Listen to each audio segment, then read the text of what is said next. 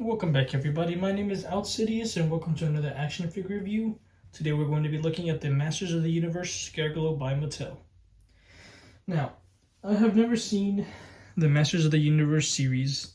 I never grew up watching it, and so I don't know if this character is accurate to that character.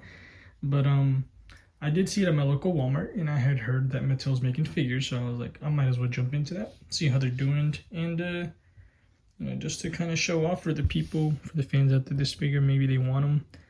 He is starting to pop up at Walmart, so maybe you want to pick him up. And I do got him posed up right here as I was messing with him out of the box.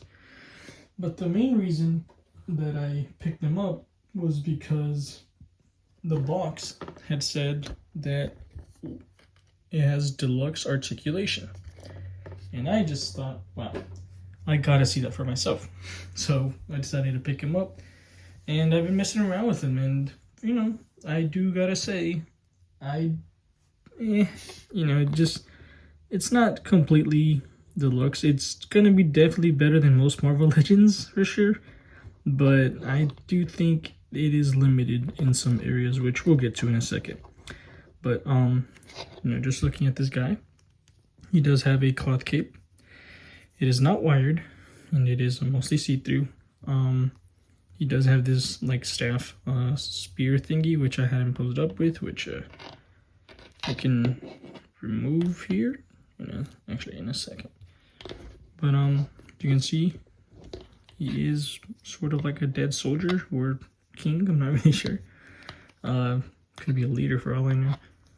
But this guy has really nice details on his skull. It's a little cracked up here. There's pupils in there, you can see. The teeth are sculpted individually. And, just an overall really cool looking figure.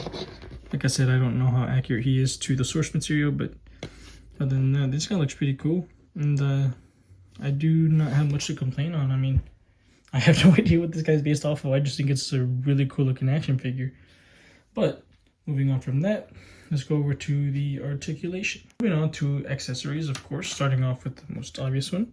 It's going to be the staff weapon thing that he has here. It actually looks really damn cool. I do see the little this writing right here on this side. No idea what that means. Same on the other side. It's not as sharp, of course, just because it is meant to be in a toy.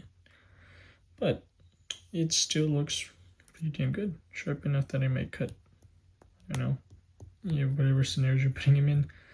Do like the little snake thing wrapped around here that's biting into the blade, which I think is really nice. It's a nice touch. And of course, the rest of the staff. It's all, by the way, just like semi soft plastic. So be careful, I guess. If you could break it at some point, it is kind of bendy. But it will hold. He held it for the most part. So I was messing around with it. Which is just as tall, I do believe, as he is. Which I think is pretty nice. It's a little taller than him. But so there's that. He does come with this on by default. He goes on his head. So you're able to just kind of port it in there. And he suddenly has a different look. He's on fire. Some sort of demon. Like I said, I've never seen the series, so. But then he also comes with other pairs of hands. By default, he has on this fist on his right hand. And then there's this other open hand for that one. So they're not matching hands, really. It's only really just kind of, I guess, to make him look cooler. I really wish they would have given me two open ones and two fists and then two of those holding ones, but you can only get so much now these days. I'll just move on to articulation. So I'm gonna pop this out. And so because by default it has it on, but I do think it limits the head a bit, and I want to see how great the posability can be. But I might as well, I guess I could show it with and then without. So then, because there's gonna be, I feel like there's a lot of stuff people can do with these figures, make their own customs and whatnot. But anyway, articulation, he can't look up with the thing on his back, of course.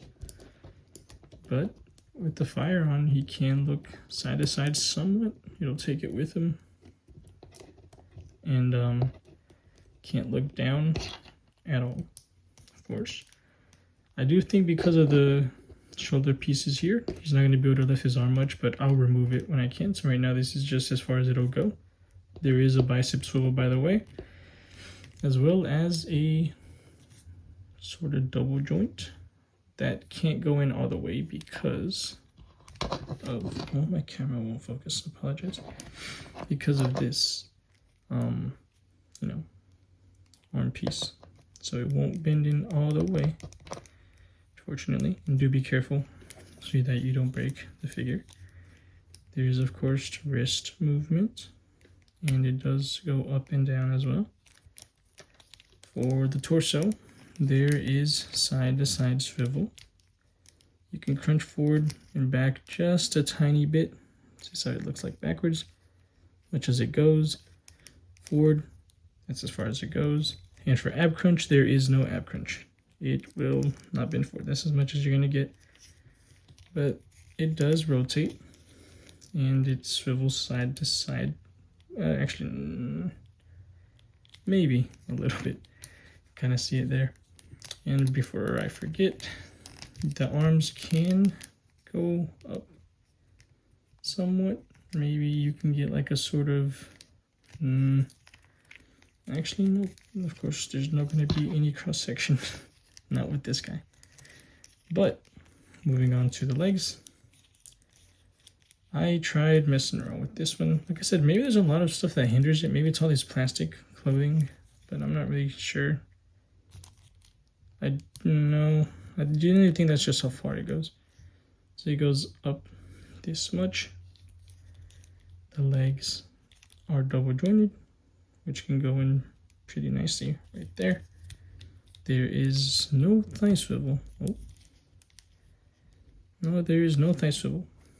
But I don't know if you'll need it with this guy, because you got the ankle swivel right here.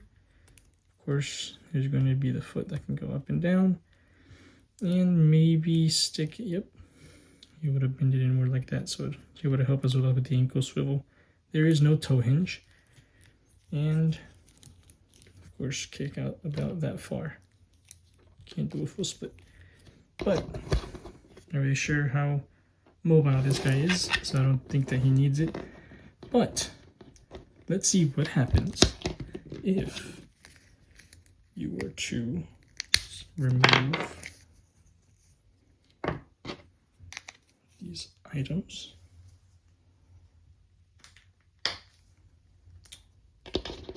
Still, he still looks kind of like a normal skeleton guy without that stuff on. Oh, maybe we'll even see more. Wow, he has muscles back there, some hidden thorns right here. So goes a little higher, I guess, but it's limited by these little thorn things sticking out. I'm able to finally see he does have sort of like a moving butterfly piece in there, but it's still not going to do anything, of course. Like, yeah. I'm not going to be able to do a cross section. But I do think the articulation slightly gets better. The head is able to rotate all around. He's able to look up about that much. Just look at that. He's able to finally look down a bit. So that's cool. The neck also kind of moves, not a lot. So you're not going to get a lot of rotation there, but I don't think that you'll need it. And I think that's going to do it for the articulation. Before moving on, actually, look at that. He has drop down joints somewhat. I don't know if you guys can see it. Look at that. Man, I always forget something. But I was figured that out because I was trying to get him in this pose right here that the box shows off. It says deluxe articulation. He can't even hit that pose. I mean, how can he without an ab crunch? But let's move on to the size comparison. I'm going to try showing them off with 2 of each brand that I have. So I'm going to start off with Jazzwares. And here he is next to the Jazzwares Freddy and the Jazzwares Bunny from Five Nights at Freddy's line. Here he is next to the NECA Michael Myers and the NECA Ghostface.